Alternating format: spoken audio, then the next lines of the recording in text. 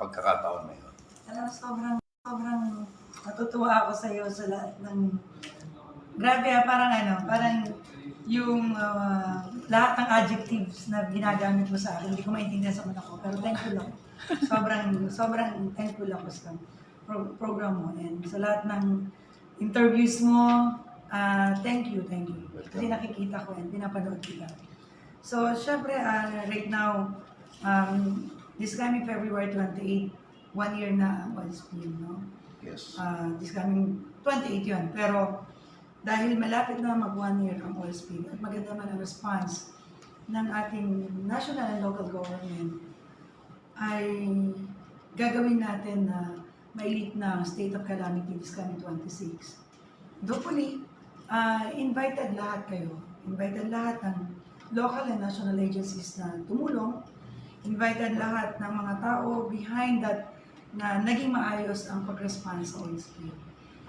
Hindi madali, mahirap, pero until now, syempre, hindi natin alam kung may lulutang at na problema. Pero as long as na nandyan ang national and local government to help the community, we're okay.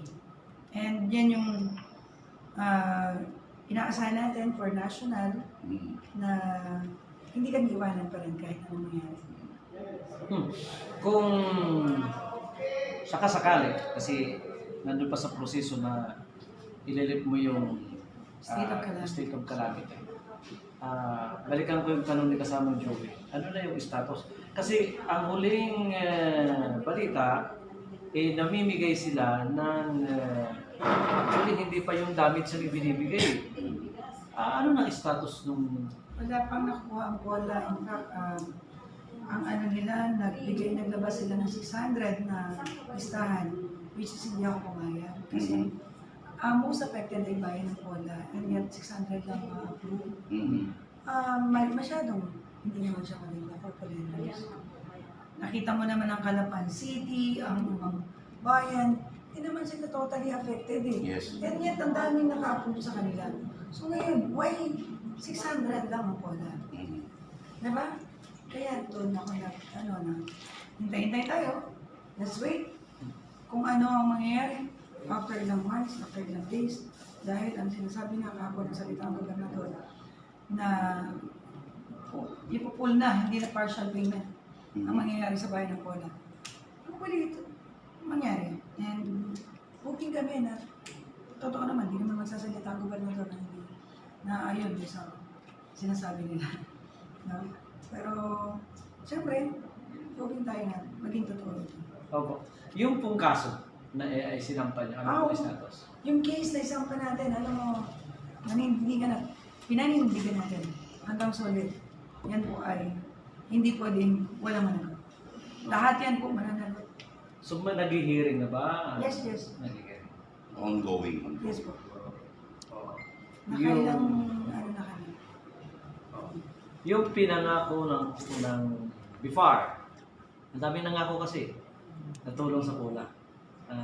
Parang natin si Mayor, may mga... Yung BIFAR, alam ko, dinaan sa provincial government na yung 3,000 pesos. Nag-gasoline na daw. So, wala pa sa Pola. Wala pa rin. Wala ba? Madam, sa tinagal-tagal ng problema at kayo nga yung Pola nga yung mayor na biktima nitong oil spill na ito. At lagi nga po, sabi nga po sa buong Mindoro Oriental, laging late yung ayuda na ibinibigay sa Pola. Ano naman po ang counterpart na ginagawa ng LGU para sa mga mangingisda natin? Alam mo, on our own, we can stand alone naman eh. Pero syempre, maghanap ng alternative na programs. Pero, alone na kami ang maghahanap without the help of provincial government. Pumupunta kami sa national agencies. Kami mismo, as punong bayan, ako, sinusugod ko yan. And I'm very much thankful sa ating Presidente. From the Yes, I'm very investigation much thankful sa ating Presidente.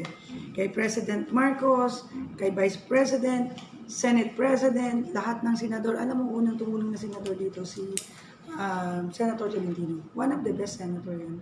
Bongo, Senator Revilla, Senator J.B. Ejercito, Senator Mig Subiri. Thankful ako sa kanila kasi Senate President yan. Imagine kung pinuntahan ako para tulungan. And thankful ako. Alam mo, yung response naman talaga kami as local government, as local chief executive, kami talaga ang unang-unang gagawa ng paraan. And the next is provincial kung meron ng tulong. And we're waiting for that. Waiting pa rin. Yung pag yan pinag-usapan, umangiti ni Mayor talagang. Actually sir, sobrang madam, oil spill hindi natatapos at wala pa nga ayuda dumating sa mga mangingisda. Kalawa, yung ESF naman, Grabe yung ESF parang umaano pa lang yung Kumusta ang problema. pola sa ESF? Pero ito naman yung ESF. Kaya, Kumusta ang pola sa ESF? ano pong ano natin doon? Mabigat ang ESF. Wala na kaming baboy halos. Kung meron man, nasa bundok. Pero mabigat. Kasi wala na kaming baboy rito. Nawalan kami ng una, nawalan kami ng stock. Sumunod baboy. Mabigat, hindi na lang namin nilalabas kasi napapagod na ako. Mahirap siya. Wala pong binigay na ayuda ang BA para doon Wala. sa mga baboy. Wala. Wala. Wala. Pangkalatan talaga wala. Wala. Maliban lang sa second district. Pero ako, ginawan ko ng paraan. Nakakuha ako sa DBM ng 15 million. And nakuha ako sa DSWD ng 15 million. Very good. So, kaya natutulungan yung mga... Yes. Ah, Malay mo, later, yung DA. Yung bigay. Bagong sekretary. yung production ng isda dito sa vicinity nyo, sa area nyo. Kung Normal saan na? Normal na ba? normal na, may mga nahuhuli. Nananormalize na. Hopefully, malakas alon eh.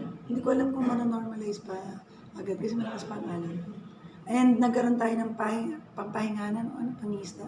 1 month yun. Kaya, kawawa sila, di ba? Lalo kung... Kawawa sila. So, Bipar naman ang may policy nito. Yung close. Yung close season. O talagang binibira kayo kaliwat kanan ng mga... Anyway, Pero nakakabangon, nakakangindi pa ako ha. at sa katunayan ho, nakikita namin sa TikTok, sa Facebook, parang walang problema ang mayor ng Pola. Kailangan mo kasi as ikaw, as a leader, kailangan hindi mo bigyan sila ng problema. Kailangan ikaw yung hope. Ikaw yung pag-asa. At ang pag-asa, bakit si Mayor? Ang daming problema pero nakangiti, nag-exercise. Yun ang pag-asa. Pag-asa na bumangon ka, pag-asa na magkaroon ka ng oras para sa sarili mo, pag-asa na darating ang panahon, magiging ayos din ang buhay. Bukod doon sa nakita ko na binasagan nyo ng bote yung gulong ng sasakyan. Alam mo pare, ito para hindi naman seryoso. Anong tungkol na? Ang hindi ko makalimutan, yung nag-vlog si Mayor, nagtanong doon sa kasamahan niya, paano raw malilinisan, mahuhugasan yung tubig na madumi. Oo, yung pala yun.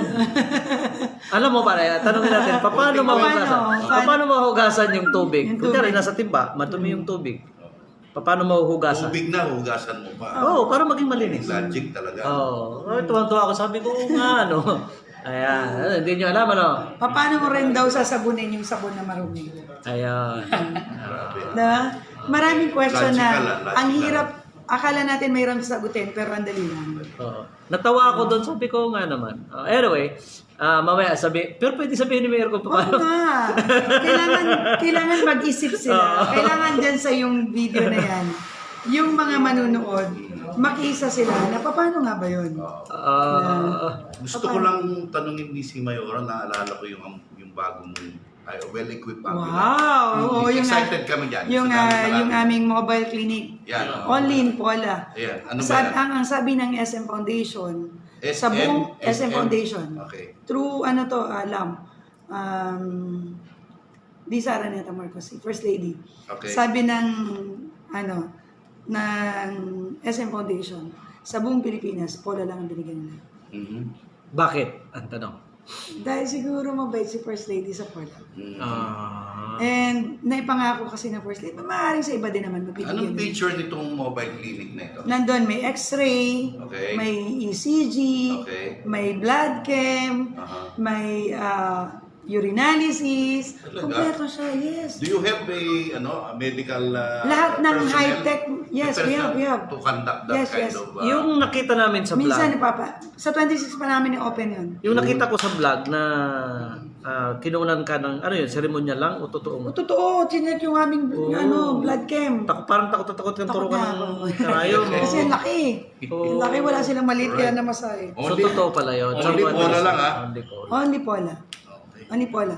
Right now, Mobile yung iba kasi meron dahil bumili sila. Pero si Pola, bigay lang. Kung bibili nito, meron magkano kaya ang amount? Tatanungin ko pa, hindi ko natanong eh. Wala kang idea? Siyempre wala akong mahal yun, mahal. Pero ang Yun nga lang maliit na, ano natin, 4 million, 5 million na eh. Diba? Yung ating maliit na Common equip. ambulance. Common ambulance. At saka ito, How much more to big bus? i-confirm mo ba, Mayora, na pwedeng tawagin ito na mobile laboratory? Yes. Mobile clinic, mobile laboratories, the same. So maraming sasakyan na pumasok ngayong 2024 sa municipal government. Tama po ba ako? Oo. Meron kaming 3 emergency patrol, Mhm. pera ng local government. Meron kami ngayon yung... DILG, ma'am, yun? Sa Pola. Meron kaming another na yung tourist bus coming na for bidding today at this week na yan eh. Okay. Before 26 makikita nyo na yan, nandito na yung tourist bus. And meron kaming another na sasakyan para sa mga taong bayan. At yun eh panghatid, sundo, panghatid. Shuttle ang Shuttle. dating. Lalo't sa mga malalaking activities. Yes. Shuttle ang So may bus na kami, yun yung tourism bus. Pwede namin ibiyahe from Pola, Socorro, Pinamalayan, to Puerto Galera, to Calapan. Pero for the meantime, pinag-uusapan namin dito ng Pola, Pinamalayan, Socorro. Gusto lang Kung babiyahe lang siya, kung may dadaan ng pasahero, pupunta. sasakay. For free, ha? Yes, Yeah. free. Oo. Tourism Maganda bus yun to. sa tourism Yeah. site. To promote tourism, kasi sa sobrang dami namin naging problema, kailangan naman namin kumita. Yes. Ang taong bayan, not the local government. Siyempre, pag maraming taxpayers, maraming. Kumusta naman ang tourism mo dito? Hopefully, makabangon kami. Sana. Nung last time, nandito naman kayo. Hopefully this year. Kasi we're expecting at least pagka-open namin ng Feb 26, na i-open ang tourism ng Pola. Hopefully, nag-expect kami ng 100,000 Balik na. people. 100,000 people. 100,000 people. Tapos mag-celebrate ulit tayo by Yes, June, di ba? yes. Oh, so ito ang kalalagayan ngayon ng Pola. Although sa pangkalahatan, may problema pa rin ang tourism Yes. sa buong Pilipinas. Pero sa Pola is hopefully bumalik sa normal. Sana. Opo. May takot tayo sa electric. Tala ko nangyari sa'yo. Hindi kasi may napansin ako dyan sa may barangay Panikian. Parang nagagawa dyan ng pang solar light ba o ano? Solar lights. So kailangan na liwanag ng Pola. Oo, matagal po kasi kaming panahon, medyo madilim ang kalsada. Kaya pag upo ko bilang punong bayan, binadgetan ko agad ito ng Highway yan, highway. Yes. Along the Yes, highway. solar. Hindi yung Panikian. from Panikihan hanggang Batuhan yan. Buti pa kayo doon sa ibang bayan, madilim. Kailangan kasi maliwanag, alam mo kung bakit? Kasi babae eh.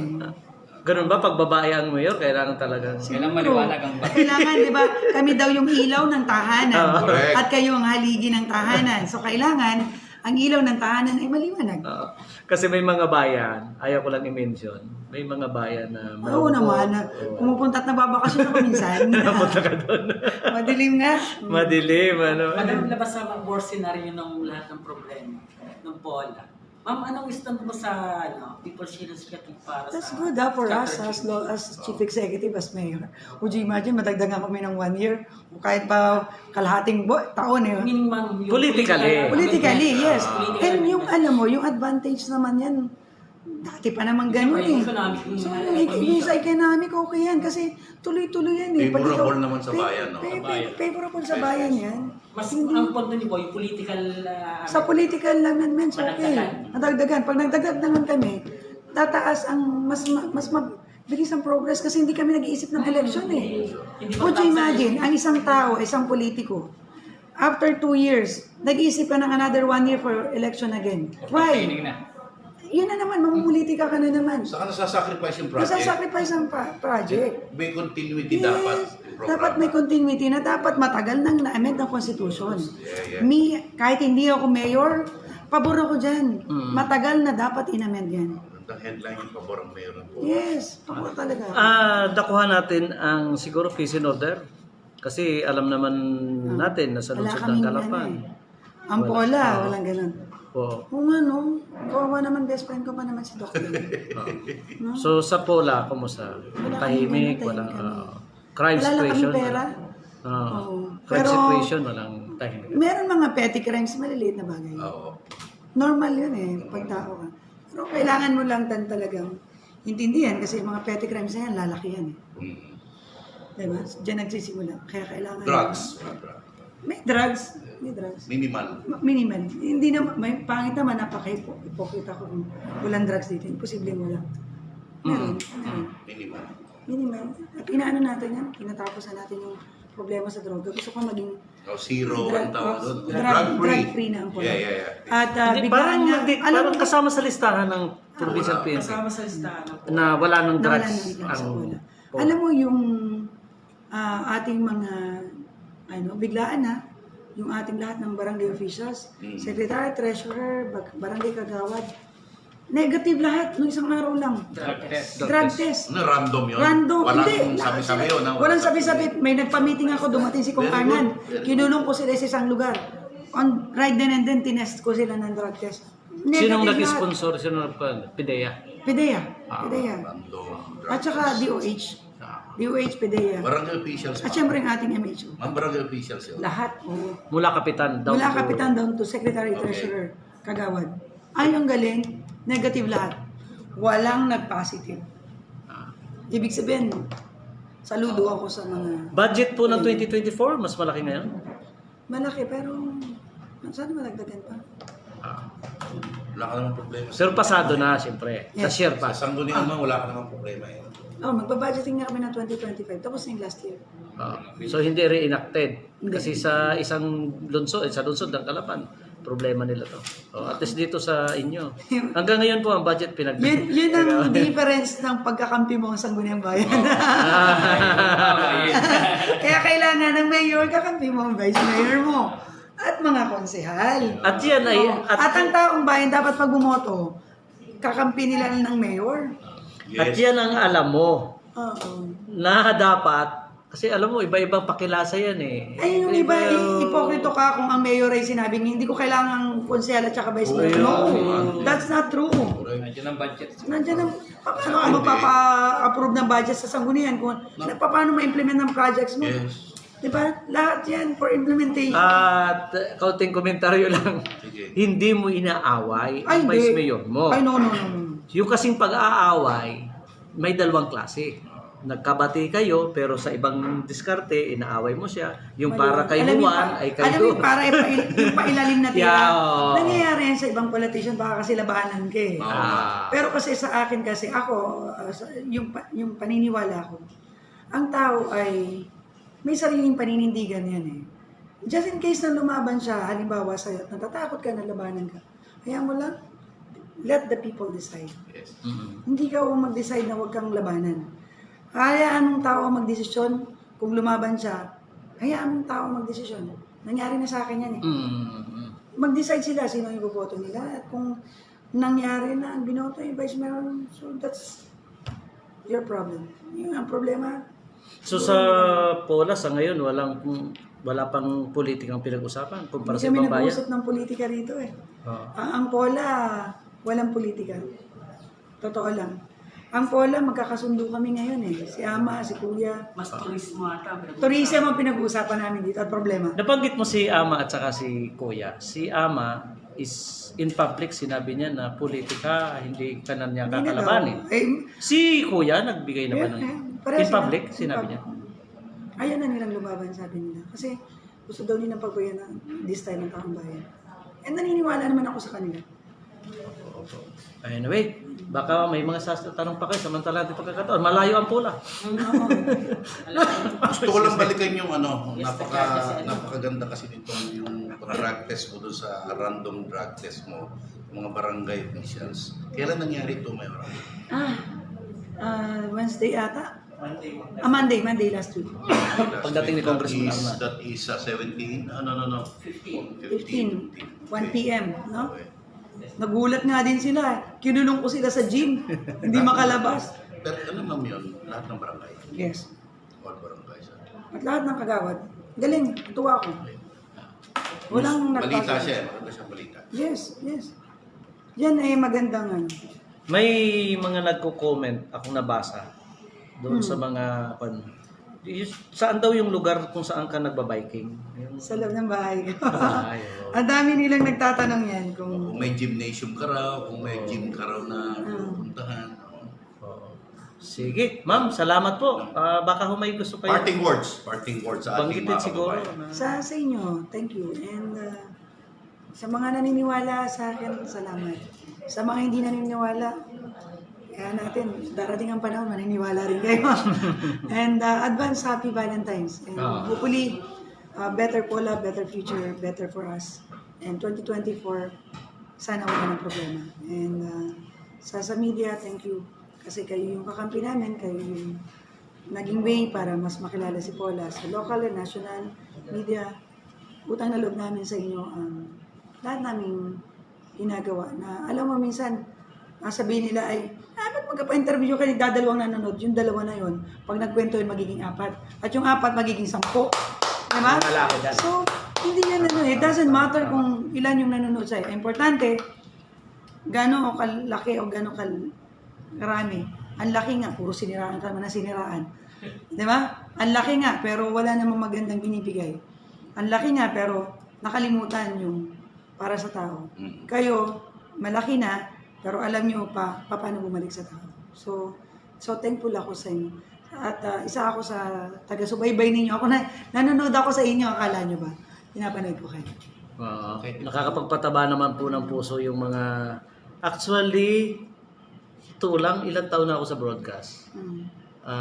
Parang 26, 27. Ngayon lang ako nakarinig ng ganyang mensahe sa camera na isang politiko na pinahalagahan po ninyo ang kapakanan ng taong bayan sa pamagitan po ng local media. Salamat, Mayor! Thank you po. Thank you, Mayor.